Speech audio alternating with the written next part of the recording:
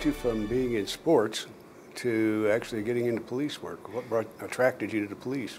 Well, at the time when I went up my career, I was actually living in Arizona, and I had a part of baseball. I had a full scholarship to USC, and my dad was sick during my high school years. He had heart problems and stuff, and so his dream was for me to play baseball like he had done. He'd played in the minor leagues for the Reds, and so at the time I was like, when you're a young kid that threw, I was throwing 95, 96 miles an hour, I thought, you know what, I'm destined to be a pro ball player. And so I thought, I want to make this happen for my family, for me. I just want to get in and do everything I can to get to the big leagues. So I got in, jumped in, and then, in Arizona, when my career wound up, I basically, my shoulder got hurt. I didn't have college behind me, so I was looking for a job. Several of my friends gotten into law enforcement, and went on ride-alongs with them, and I loved it. And there's a lot of, I like working outdoors, in law enforcement, team-oriented, big organizations, kind of like a sports organization. And so I think it was one of those things where I didn't seek out at the beginning and say I want to be a police officer until I was exposed. And so even prior to that, simultaneously while I was looking at law enforcement, I was testing to become a firefighter as well. And in Arizona at the time, there was a hiring freeze back then, but I made it up to the A band, and they put on a freeze, and so I said, okay, I got to change gears, and that's when I got into law enforcement. So. Well, do you see a parallel between being on a team and being on a police department? Mm-hmm. How does that work? Well, I think there's a lot of crossovers, team play. Certainly, when you get into law enforcement, obviously you have directives, and primary objectives are to protect lives, safeguard property, and maintain quality of life in the community. You can't do it as an individual. And if you think that you're going to be successful in this job as an individual, then you don't know this job. You have to rely on your teammate, not only for accomplishment of the mission, but for your own personal safety. And the goal of law enforcement is to go home each and every day with, alive and return to your family members. Well, let's face it, out there you need every single person that you have available to you to help secure that goal for you. So it's teamwork, it's the cohesion part of it, I love the motivation part of it, but now in this role that I'm in now, I'm really excited about it because you see on my back wall there, I've got a picture of Vince Lombardi, and Vince Lombardi's big precepts were you have to know yourself. And to know yourself, you really have to reflect inward, and that's what good leaders do. Once you know yourself, you gain character and integrity. And then from character and integrity comes effective leadership. So I believe in those mindsets, those practices, and that's why within law enforcement, much like sports, you're able to apply them and you see success. And so it just takes time. Well, Lombardi's principles are really good, and the integrity and such, I can see that applies to the police department. However, he also advocated a really strong approach towards your opponents. It's us or them. How does that apply to being a cop? Well, it has its place. Certainly, when you're in a fight with a parolee who's hell bent on not going back to prison, you do have to develop what they call a 5% mindset, and that's that beyond all costs you're going to protect yourselves, your organization, your department, and you're not going to let that particular individual overcome you.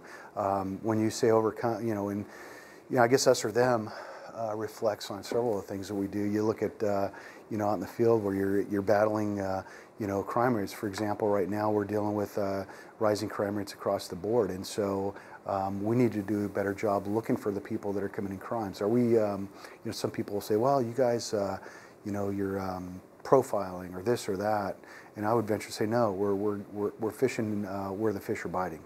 And so that's where we direct our resources, and the officers, it's up to the officers. And that's another great part about this job is trying to take all the tools available in your box and effectively utilize them. So whether it's 29 codes of the California state that you can utilize, and you select from those codes to develop probable cause, to make stops, effective stops in areas where you're able to do investigations and things of that nature, and those hopefully will turn up the individuals who are out committing the crimes. That's how the whole system comes together, and it's up to the officers and their ingenuity on how to put these things in play, and ultimately that will help them be effective, hopefully. So, yeah, you know, when it comes to the us against them, I mean, that's a good comment, you know, but I think it also bears context. It's certainly not against any, you know, of your generalized citizens. It's one element, and that's what our job is to do, is protect the community from that element. You know, that sounds an awful lot like community policing. Is that your basic philosophy, or do you have a different theory that you work on as guide for your guidance? No, community policing has been our philosophy, is our philosophy, and will be our philosophy for both, you know, the short term, long term. I think it's an effective philosophy, you know, and it's, you know, basically utilizing resources, partnering with the community to achieve the, you know, the mutually agreed upon results, which are, again, as I mentioned before, the, you know, safeguarding lives, protecting property, and maintaining quality of life. You know, we can't do it all alone as a police department. We need, you know, the partnership with the community, eyes and ears. You know, we need collaborative partnerships. We need ideas. Whatever we can cultivate out in the community is going to make our jobs easier in the long run to help battle the crime and maintain quality of life. Is that part of why you have substations, or is there another reason for that? Substations are, yeah, yes, provide a good stimulus, I guess, in selected areas. Substations are, I guess, the reason it's careful to answer that because some agencies are smaller, they don't have substations, but that doesn't mean they're not effectively utilizing community policing. Substations are valuable in that they do provide those geographical areas where you know, they're typically set up in areas where there are issues, and they do provide stimulus. The law enforcement presence in and out, you know, the availability of options to the area residents, so that they don't have to go all the way to a main station, which may be quite a distance. But it does play hand in hand with community policing because it gives you another outlet, so to speak, to deliver your message, to show your presence, and to, again, partner up with the community members. Do you have a particular profile that each substation develops of their neighborhood, or is that just kind of a general thing over the whole department? Well, what are you looking for? If you're in substation 1, what are you looking for? Will that be different from substation 2? Do you have different contact people or such, or just generic? well, we have two substations in the city. We have one at the South Coast Plaza, and then one that's being developed out in the south part of town. It's the old West Side Substation, right, and it's going to be renamed the Community Service Center. I think that you would have to, in general, what you're looking at is basically what are the needs of that immediate area. You know, typically we try to operate equally across the board, but if there are experience issues that in that part of town that maybe the north part of town are not experiencing, we might have to, you know, utilize, you know, different directions. So, for example, if down there we were having a lot of issues with the homeless population in Lions Park. Down there we you know, implemented a heavy presence of park rangers. Nowadays we're implementing our new bike detail, and they're rolling out there and doing great work. In the north part of town, you might not see that particular element, so you might have an issue with, you know, burglaries, vehicle burglaries, for example. You, in that regard, you want to approach it a little bit differently, so you use different resources. Who makes that decision? That's typically made by, with input from the sergeants to our area commanders. We run a geographic-based policing model, so the city's split up into two, Area 1 and Area 2. Lieutenant Ed Everett is the Area 1 commander. Lieutenant Vic Backla is the Area 2 commander. And so it goes along the lines with our, you know, succession planning and my vision to empower leaders in our organization. And the way we treat our area commanders are that they are the chiefs of their areas, so to speak. So we give them a lot of leeway, a lot of ability to make decisions in their areas. So those are the kinds of decisions that they make, and then we talk about afterwards. And we, you know, I support them fully because they are, you know, I just think it's a good philosophy to have, and I think they're very, you know, successful in making those decisions. They're closer down to those levels, and it just. I think it also develops them at the same time, too. So if you push the power down to the lower levels, which I agree is a tremendous way to lead, how are you integrating these new officers who have no experience base to work from? How do you integrate them onto your force? Well, Teach them to use the power appropriately. right. Anytime you go through an organizational change after contraction that we have, first and foremost, the build back's exciting, but let's face it, there is real responsibility in this, and it is teaching and training up the new folks. Experience is probably one of the most significant foundational pieces in law enforcement that you can have. Repetitive experience, whether it's responding to crimes or dealing with various issues in the community. And so when you don't have that, with these newer officers, it's the direction and the responsibility of not only, I would even venture to say that that would come up to my level to give them as much training and opportunity to develop themselves in their performance as much as possible. So for example, what we would do is create some overtime opportunities, and that's currently what we're doing with our new bike detail, where they're out aggressively approaching problematic areas in the city.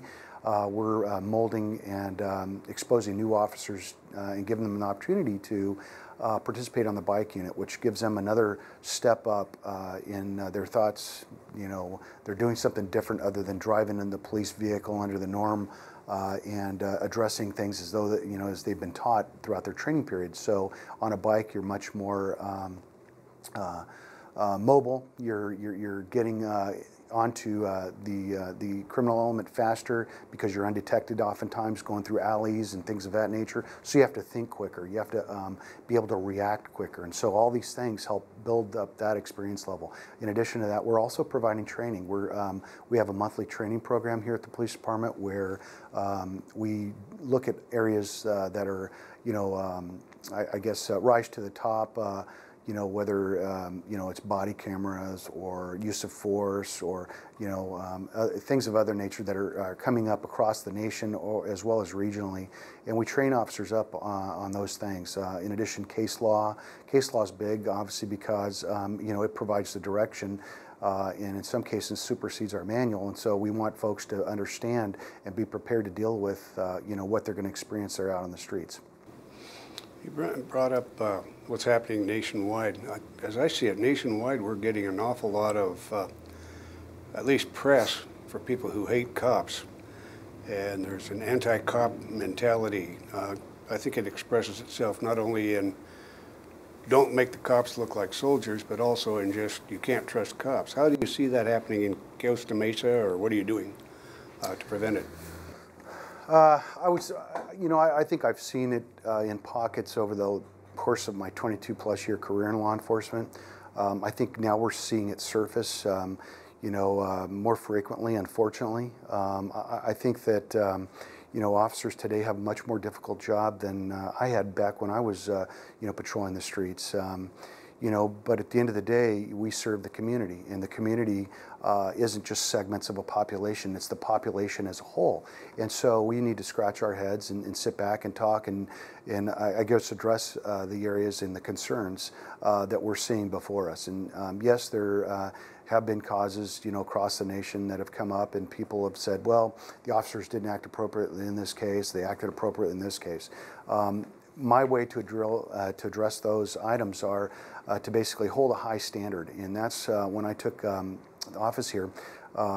People have seen where I've been over the last 22 years and know that high standards are very important to me. I aspire this organization to be at the top, whether it's locally or regionally throughout California. And you don't do that by, letting status quo take over. So I'm constantly pressing. I mean, I want my folks to be the best when it comes to not only enforcing laws, municipal codes, keeping peace and maintaining order in the community, but also in representing the police department in a fair, impartial, and professional fashion that our community expects from us. And so I think when you do those things, you do them every single day, then that keeps you out of those pockets where things spike. And that's one of the things that goes back to officer safety that they always taught us, going all the way back to the academy and in training when I came on, was that you want to be as consistent as possible and do those things that keep you alive every single day so that they're automatic. And so if I can rejuvenate the culture that we have here in the police department and get them to react across the board in a general fashion to these situations that spring misconduct or some of these other community issues, then I think we'll be farther ahead. Do you think that police officers should be held to a higher standard of behavior, both personally and professionally? I do, and we are. I think that when you get into this profession, you realize that this is not a 9-to-5 job. This job is a part of who we are. In fact, it's not a job. It's not a profession. This job, it's a career, and it's important to recognize that. For example, the police officers we receive training, more so than to the general public, obviously, when it comes to policing, when it comes to tactics and things of that nature. And so we are held to a higher standard. But, I knew that coming into this assignment. I knew that taking on this responsibility as a police officer. And I think when you consider, why you're getting into this job, and my reasoning was I wanted to help people. I wanted to make a difference in my community. I wanted to be the person that makes bad things good. Now, you can't do that all the time, but we do that quite frequently, and that's what gives me the fulfillment to keep going. And I think a lot of these officers, they believe the same way, and so they accept the fact that they're being held to a higher standard, and that's okay with us. I know as an ER nurse, if any of us actually saw another nurse lying or fabricating, misstating something on a report, they probably would not be in the ER much longer. How would that apply to a police officer who tried to shade the report just a little bit to kind of cover up what he did? I think, to make it clear and plain, it's the same case scenario. You cannot have integrity issues and be a law enforcement officer. The way I see it, we have a great deal of community trust, and without that community trust, we're not going to be successful in our ventures out in the street. And so we have to act accordingly. I can't say, and I can't comment across the board, because obviously there's a lot of things that go into that with police officers' Bill of Rights, and but in general, I don't think there's any place for anybody with integrity issues within the law enforcement arena. Code of ethics I take very, very seriously, and we'll do everything we can to keep our shop clean here. What kind of new technology is coming in that can help the police officers? Are you planning to use drones? Are you bringing back dogs? Yeah, well, just since you mentioned drones, we haven't really looked at drones too much over the last several months. We initially looked at them about a year and a half, 2 years ago, and at the time it was cost prohibitive. There's a lot of involvement in the field, so to speak, with the regulations and things of that nature. But at some point, I think that we could look at it again. I think as a leader, in an organization, you have to keep an open mind. You have to be dynamic and fluid to, look at, see what's out there, what additional tools can you take on to help you effectively do your job of policing a community. And certainly with this community, you'd mentioned dogs. I think that dogs are, a nice piece to our repertoire, if you will. So I would see us at some point bringing on new canines. We're also moving forward with analysis of the body cameras. We're seeing those across the nation, and my direction is that we take a look and we choose what's best for us and for our organization. So for example, some agencies have made decisions and looked at the technology, but didn't accommodate budgetary issues. I'll just give you the example. There was a Midwest agency that purchased all the camera equipment relatively fairly priced, but they didn't consider the data storage. And so ultimately, when they bought everything, they had to sell a helicopter to fund the from the project, so to speak. So So we're looking at it. We're kind of looking at best practices too for body cameras. A number of agencies are starting to pick them up, and so we're gleaning insight from their testing and evaluation. We'll at some point here down the road, and I would say maybe around the first of the year, our goal is to have a couple of pieces that we can do testing and evaluation on and then implement it. We're also looking at load-bearing vests. When it comes to technology, there are new vests that enables us to, or the officers to distribute the weight more effectively over the upper body as opposed to a normal duty belt. And the hope is that we can reduce some of the lower back injuries amongst our personnel. We're looking at a number of other items when it comes to stuff. Lexipol is a manual that's it's more of a general manual that comes out. It's published by Lexipol. It's a company, and it's a very effective model. A number of agencies have gone to it. That's one of the things that I see as a challenge. I was kind of caught in the middle when we went from a hardcover manual to an electronic manual. And while we do training and we expect officers to know policies and procedures, I don't know, and I'm not convinced that our folks are reading the manual as often as I did back when I was coming up the ranks.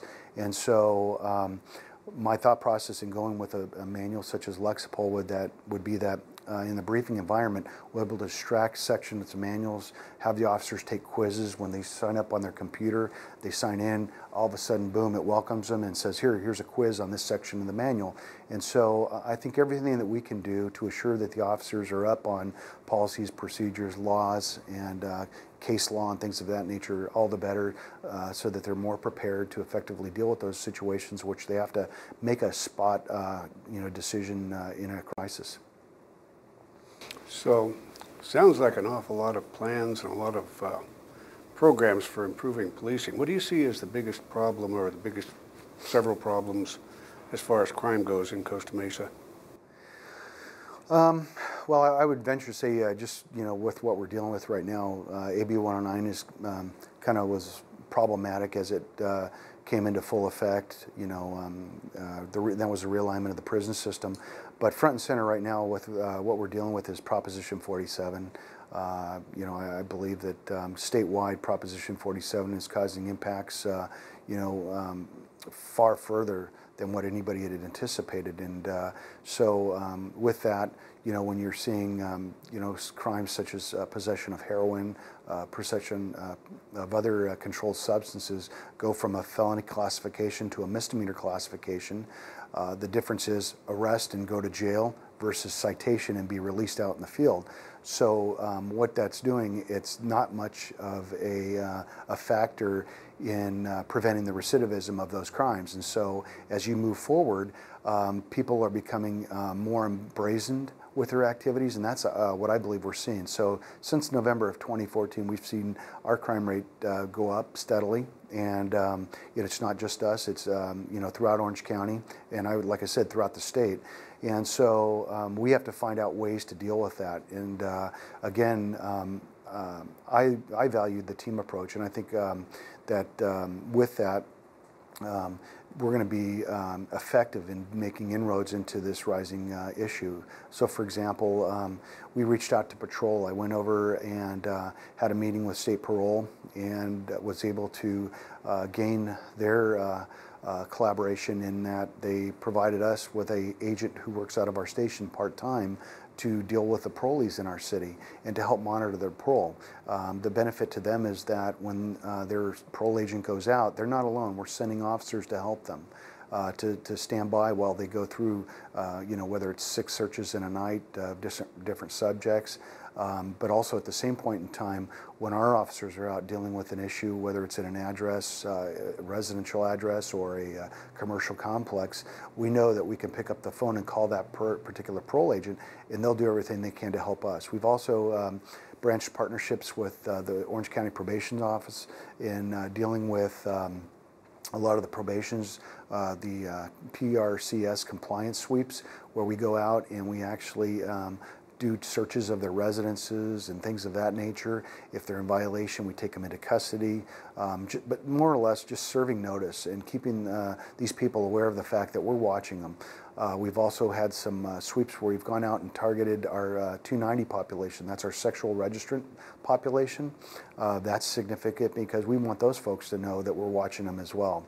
We're doing whatever we can creatively to develop these partnerships and maintain them and enhance them because, again, we can't do it alone. It's going to take a collaboration, whether it's with us or, one of the other law enforcement organizations, but also with organizations such as the county. And one of those other agencies is our county social welfare system. So, for example, if we go out and contact somebody who's mentally ill, the ability to have somebody in place that's able to respond, make an assessment, and take action both frees up our officers, but also helps get that person the services and the assistance they need.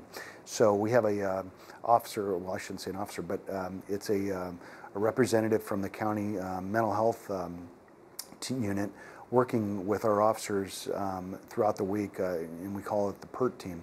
And we're right now trying to secure a second officer to fulfill that partnership with them. So if we could have two, we'd have 7-day-a-week coverage and give us greater ability to reach out and address some of these issues with the mentally ill out in the streets. It sounds like you mentioned already that you use a geographic division. Sounds like you're also identifying troubled people and kind of keeping an eye on them. I'm sure you go beyond parolees. Would you care to comment on what else you're watching? Well, first and foremost, we're looking for areas where, again, in support of our mission, where crimes are impacting, people's lives.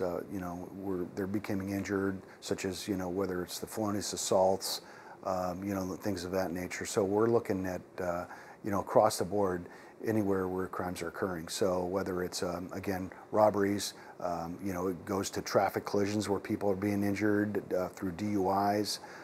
All of these things play an impact. And, we have a population out there now that I think drugs are much more prevalent as we sit here today than they were, 2 years ago.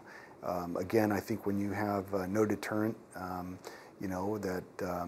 these folks are receiving, a citation without jail time, that, it puts us in a bind. And so obviously we have to direct our resources to effectively manage this population and mitigate the impacts. How about the so-called problem motels? Are they under control, or are you still using heavy enforcement, or how are we actually doing with that? The motels, unfortunately have traditionally brought the crime element in and out of their properties. And I think that anytime you have a location that is drawing on police resources, whether it's a motel for that matter, or a residence or a business, the goal for the police department and the city as a whole is to figure out ways to reduce those calls for service. Because let's face it, if calls for service are being drawn to those locations, then it's taking resources away from some other area where they're needed throughout the city. And so with the motels, there's motels in our city that draw police resources. They draw an element, and one of the things that we do within our policing model is we go where crimes are committed. There's been people that have commented and said that, well, how do you direct your resources? Well, it's like traffic collisions. If you're looking citywide within our boundaries, you analyze where injury traffic collisions are taking place. And we typically do that within our traffic bureau, and we come up with our top 5, and that's where we send our resources to conduct actions, whether it's stops, visible patrol, and things of that nature, to help provide that preventative impact in those areas. And hopefully the goal obviously is to reduce injury traffic collisions. We do much the same with patrolling. So for example, we run analysis on where our crimes are occurring in the city, and for the most part, that's where I want my resources going. That's where I want the officers doing the consensual encounters, the bike stops, the car stops, pedestrian stops, all of those things, because not only are you affecting, you know, the crime in that area, but you're setting a visible patrol, so people are seeing the lights, hearing the sirens, seeing the officers out and about. Not only does it make the commuter feel safer in there, but again, you're visibly protecting and prohibiting, or I should say prohibiting, but you're preventing folks from committing crimes by your presence. Many, many years ago, we had field identification cards whenever we visited somebody. How do you document those contacts now? We do much the same. Field interview cards are still alive and well, and you know, we also, you know, for given, it depends on the circumstances of the stop. So, for example, if you're out there and you just come across somebody and you know, it doesn't rise to the level of an enforcement action or a report, then the FI card is great, because it helps document, you know, a situation where the officer may feel that, for example, that this particular individual that he's talking to, you know, may be a player, let's say, in a series of burglaries, so they get their information into the system, they pass it along, and the organization as a whole that has access to that information at some point down the road. In addition to that, though, we also are proactive in nature when we come across somebody that might be of interest. Whether you know, in part of our goal each day is to direct our resources, like I said, and some of that entails going over crime reports, studying where trends are taking place, and you know, studying. Okay, well, we have you know, a series of bike thefts going on in the south part of town. You know, here's the bikes that have been stolen. We have a couple suspect descriptions, and so sending the officers out with that information, officers can then take it upon themselves to proactively make stops, consensual encounters, all those things. And then one step further, aside from the FI, would be to document a report. So you may stop somebody and they might fit that parameter, but you don't have enough to take enforcement action. And the next best thing is to complete a report and shift that through. And so that's just part of the process, but there is a value in, obviously, information, getting out and talking to folks, and that's what we want our officers to do, and that's what I think really makes a value in the community. I think that having the officers more available, so to speak, outside of the unit that's going and driving up and down streets, I think it's much more valuable, because people tend to approach the officers, and we want them to know that the officers welcome the assistance. We value their assistance, and you know, again, it's the partnership that I think is going to make us more effective in dealing with the issues. It's, you had a big push on illegal fireworks, a lot of expense, a lot of overtime and everything. Do you think that did anything as far as preventing crime? Well, it's hard to gauge. I mean, when you look at crime in general for that particular evening, I think that, are you talking about firework crime, or are you talking about? Yeah, illegal fireworks. Okay, right. Yes, we this year we actually, much like last year, we accumulated a list of problematic locations throughout the city, and we directed our resources to those known areas. And the goal was to respond to citizen complaints, respond to our top areas where we received calls for service that were higher than other locations throughout the city. And so what we did was we showed more of a presence in those areas, both visibly in uniformed marked cars, but also in undercover units. And so when we went into those areas, the goal was to basically, at the outset, contact those residents or neighbors and let them know, hey, we're taking a zero tolerance approach, and if we see you committing a violation, we're going to be issuing you the citation or whatever would be appropriate in that given situation.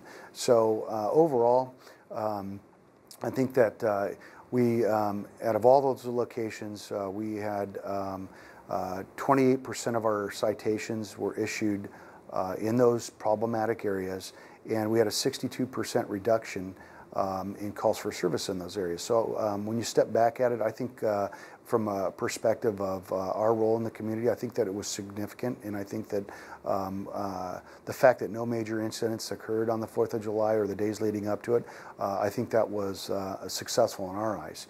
Now, whether you know, there are some citizens that were impacted by it. There are some citizens that are impacted both prior to the night of the 4th and even after the 4th. You know, and I understand their their pain, so to speak. We obviously have finite resources, and we're trying to do the best we can to deliver service on these heavy service days. Sounds like that's more of a thing of keeping down irate citizen calls than actually preventing anyone from hurting someone else. Well, I think that when you look at it, it's much like we talked about earlier, the motels or businesses or residents. Anytime somebody's drawn an inordinate amount of resources out to a location, we deem a problematic location, and we want to turn that trend around. And so, going into the 4th of July, rather than setting patrol vehicles and undercover cars citywide with just the message to patrol, we thought we'd go where the condensed problems were and try to lift up the hood and mitigate those issues before the holiday so that those people could find relief that were trying to find the right word. They were disturbed last year. And so I think the statistics bore us out success. Now again, there were problematic areas again this year, and we'll add more into our approach next year, and hopefully we'll make a better impression out there. Okay, your zero tolerance policy seems to be working pretty well in traffic. Would you want to comment on that? In traffic? When you have a spot area and stop everybody who violates rather than just parking the bike there? Yeah, within traffic, I wouldn't say it's the zero tolerance approach, but it is similar. And here's the reasons why. There's 3 keys to effective traffic mitigation. It's enforcement, education, and engineering. And it takes a combination of those 3 to achieve success at a given location. So when we go out to, for example, 19th and Newport is a very heavy volume intersection throughout the city.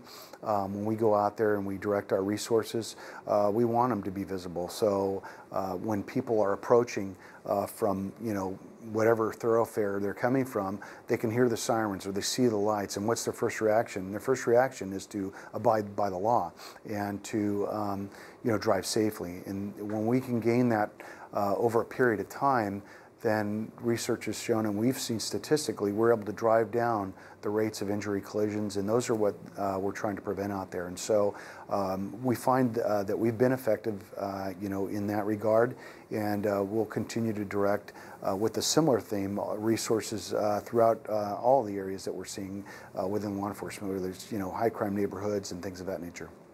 How about your school patrols? How are they going to be working into your crime prevention as such? Well, the school environment obviously is a priority for us anytime you're dealing with the children, and some of the examples that we've seen across the nation of school violence, it resonates, and it's certainly on our radar, so to speak. We have had 1 full-time school resource officer assigned to Newport Mesa schools. Here next month, I'm going to actually add a second body, so we'll have 2 full-time officers that are going to be operating, and their sole function is to be going around to the schools, ensuring safety, and mitigating the impacts or issues that are occurring on those campuses. But it doesn't stop there. I think we all know that in this day and age, threats come at any given time, and you have to be prepared. And so we're in the midst of dealing with the schools and enhancing our protocol, our response plans, and things of that nature, so that given some of these occurrences that we're seeing across the nation, we're prepared and we can effectively deal with and mitigate any issues that come up. As far as the day-to-day enforcement goes, when I was overseeing traffic, every year we wanted to go out and show a heavy presence at the beginning, much like you said at Harbor and Baker, to show that presence out there and let people know that this is a priority. We want people to drive safely around our children. We want people to act appropriate, and so we always tend to gravitate towards we have, and throughout my history anyway, tend to send more resources out to the schools at the beginning of the school year. But I think that it's just makes good sense to continue a presence throughout the course of the school year. as we look at things that could happen. And so that's our goal, is to get folks, whether it's the area officers, the traffic officers, or the school resource officers, to show that continued attention, to continue their presence in those areas, again, so that people can see us, that visible patrol has such a value to those areas. You mentioned new load-bearing equipment, and that brings up the question of looking like a military unit. And there's a lot of criticism of that nationally also, I think mostly from the conservative groups, that the cops look like soldiers and why are we being invaded? Is that going to make Costa Mesa even worse? I mean, we have an armored personnel carrier to run traffic stops, I guess. When I first started out in Long Beach as a police officer, I got out of the academy, even back then, we couldn't wear boots because they were deemed as too militaristic. I hear that one. I'll tell you, just, doing the job and doing it on a daily basis as I have over the years, I see the benefits of boots. The fact when you're chasing a subject, you're jumping over fences, you're running down multiple grades, and the different environments that you have to traverse through in this community. There's some equipment that just makes sense. And so, for example, you mentioned armored vehicle. We do have a SWAT armored vehicle, and I think some of those elements in those vehicles have a place in law enforcement, especially when you look at what's out there in this world that we're policing, right? In the community of Costa Mesa, I would like to say that we have a nice community. It's a vibrant and a very, very diverse community. But let's face it, criminals are mobile, and so we have to prepare our officers to be prepared in the event that somebody comes through with those intentions, and so when it comes to policing and SWAT teams and things of that nature, snipers, and which we've always had on the SWAT, and I served on SWAT, and I see the value in having these options, so to speak. And let's face it, the goal is, again, to safeguard lives and protect property, and these tools. I think that today's officer, in contrast to the military environment, has a much more difficult job because there's so many other areas that come into play: policies and procedures, backgrounds, just the environment, to name a few. So there's so much more. We also have a level of force continuum. So the officers are constantly analyzing a given situation, and they're trying to keep it from escalating. But a lot of that is predicated on how that individual they're dealing with is reacting or acting in most cases, and they're trying to meet that level so that they can ensure safety of not only themselves but the community around them. So you're saying that snipers, SWAT teams, armored personnel carriers, or armored carriers are not a real actual threat to an average citizen in Costa Mesa? No, not at all. When I was originally answering your question, idea popped up in my mind. Was how we changed course after the Hollywood shootout in L.A. And that's I don't know that the average person really understands the what's out there from the crime perspective. What are they carrying? I mean, I'm reading about more and more guns that officers are taking off people. Violence has risen. We'd already talked about the crime rate. Let's face it. With all of these local concerns and all of these intermediate national concerns, we still have to worry about the terrorism element. And so that's a whole different scenario. But for example, they had these Mumbai-style takeovers where they were going into these mall environments, if you will, that were densely populated and conducting violence with firearms. And so law enforcement has evolved, and we talked about this earlier, where I look at from where I started out in my career to where it's at today. It has changed significantly. you have to be a much more flexible, a fluid thinker. We have to look at much more options. There are many more threats, so to speak, whether it's chem bio or high-powered weaponry or vehicles. All of these things come into play and create risks not only to our citizens but to the officers as well. And at the end of the day, our obligation in this community is to provide this safe environment, and so we find it necessary to have some of these options that we're seeing across the nation. More and more police agencies are arming themselves. What do you see happening to the Costa Mesa Police Department during the next 3 years? Well, we're going to continue on first and foremost with our build back, and I think that's a very exciting point. I think that next month, actually, we're going to promote a captain, a lieutenant, a sergeant. We're going to put people back in our specialty assignments. So that's going to start a real good trend that we hope to continue until we reach our max level.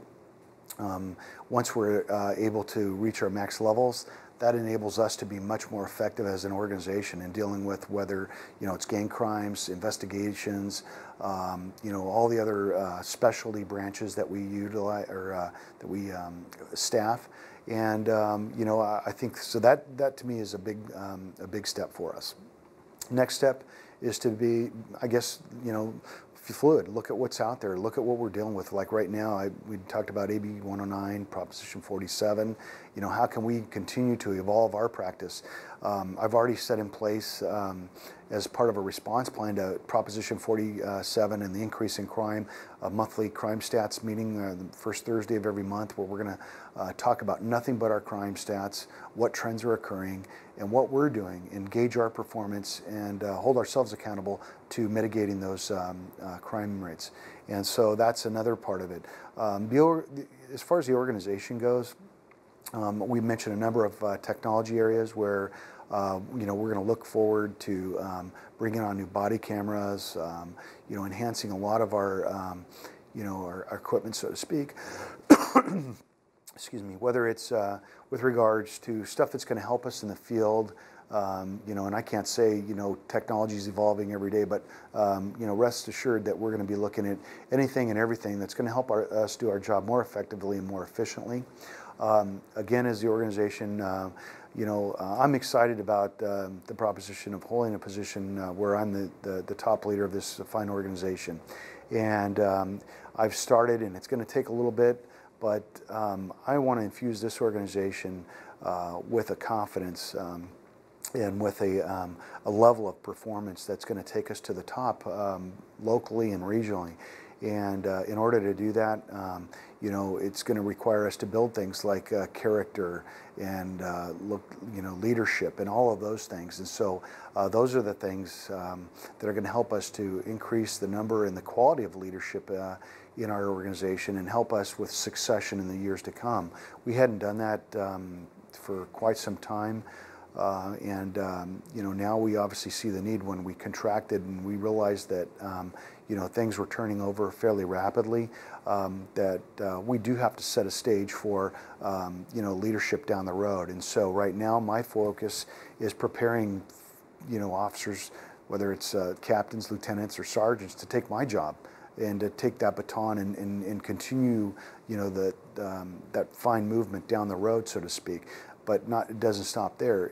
We're looking at developing lieutenants into captains, sergeants into lieutenants, and on down. And the approach that I look at is that I want people to be intrinsically motivated, not extrinsically. I want people to come to work with that same passion, that same desire to make an impact every single day in this community that I do. And when we've accomplished that mission, I think that the rest will kind of play out for itself, if you will. And so I'm excited about all these areas. I'm excited about the direction of the police department, and I'm sure there's going to be other things that pop up down the road, per se, whether it's a 3 or 5 year plan. But I think staffing, leadership, I think that technology, those are some of the big areas. And looking back where we've come from over the last 3 years, the one thing that we've had a front row seat in is the necessary and the value of having that flexibility and being, I guess, just prepared to deal with anything and everything. And so at the end of the day, I think that I'm fortunate because as an organization, we've gone through that together, and we've grown from that. We've galvanized, and we've also reached out to the community, and I think that we're closer with the community. I think we're closer with the city as a whole, and that's the goal. My goal and my vision for this organization is to operate and function collaboratively with our city family, the community, have all of these elements come together to form a united front. And at the end, I think that we're going to be successful. How can an average citizen help the department as well as just individual officers? The average citizen can help by, I guess, participating in an interaction, essentially. When things are arising in their neighborhood, bringing that to our attention.